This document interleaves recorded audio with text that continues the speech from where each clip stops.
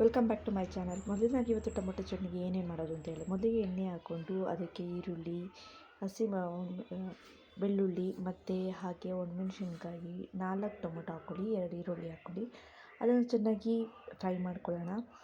So fry ಮಾಡಿಕೊಂಡು ತುಂಬ ನೀಟಾಗಿ ಫ್ರೈ ಮಾಡ್ಕೊಳ್ಳಿ. ಒಂದು 2 ಮಿನಿಟ್ಸ್ ಫ್ರೈ ಮಾಡ್ಕೊಂಡಾದಮೇಲೆ ನಾವು ಮಿಕ್ಸಿಗೆ ಒಂದು ಒಣಮೆಣ್ಸಿನ್ಕಾಯಿ ಎಲ್ಲ ಹಾಕ್ಕೊಳ್ಳಿ. ಅದಾದಮೇಲೆ ಒಂದು ಜಾರ್ಗೆ ಹಾಕ್ಕೊಂಡು ಅದನ್ನು ನೀಟಾಗಿ ರುಬ್ಕೊಳ್ಳೋಣ.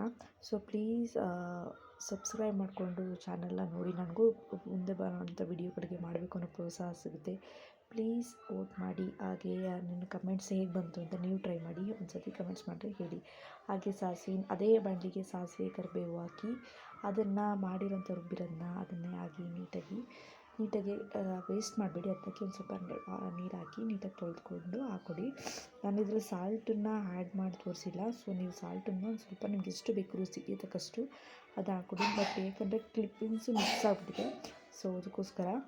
ಹಾಗೆಯೇ ಇದು ಫುಲ್ಲು ಕುದ್ದಿ ಎಣ್ಣೆ ಆಯಿಲ್ ಬರೋವರೆಗೂ ನೀವು ಹಂಗೆ ಹಾಕ್ಕೊಳ್ಳಿ.